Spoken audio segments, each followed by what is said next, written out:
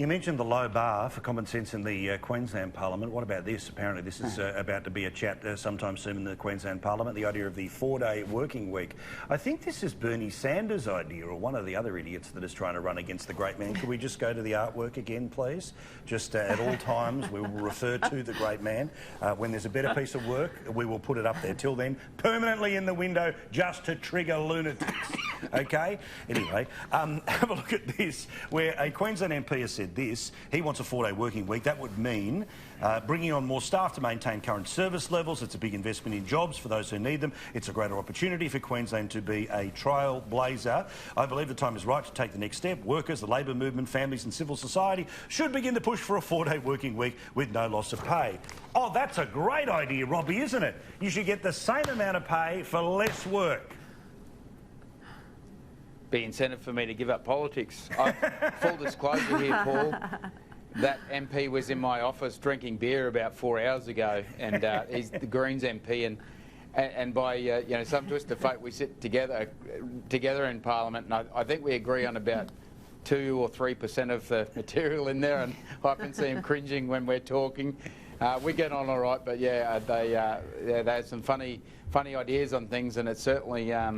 They dip into the magic pudding, and to pay for all these things, it's wonderful. And I'm not sure. Sunshine, rainbows, and full pay for bugger all work. This is the idea that the Greens are shoving up in Queensland.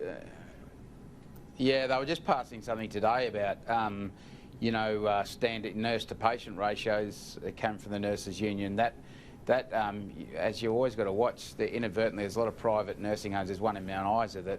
They struggle to be able to pay their nurses to compete with the state health system as it is, and so it's very hard for them to achieve those ratios. And you know, they've ploughed ahead with that in Queensland, and it just makes no sense in those remote areas where I am, where you've got those privately run nursing homes. So yeah, it sounds a bit silly to me, mate.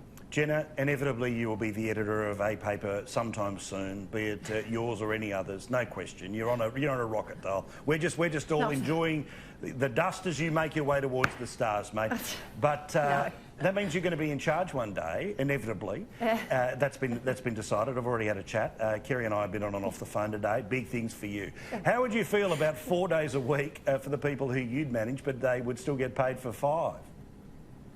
Look, I think when I read this story originally, I kind of tended to agree, and I don't know whether I'm getting softer in my old age. I kind of agreed with the fact that giving, you know, people that work in the aged care sector, the health sector, maybe teachers, the ones that are traditionally not paid a lot, potentially this could be a really good idea if the costing was done appropriately. But I think for bludgers like myself, like, we have it pretty easy. We have air conditioning, we have coffee on tap 24/7, so I don't think I will be petitioning for this in the news-making industry, that's for sure. Yeah.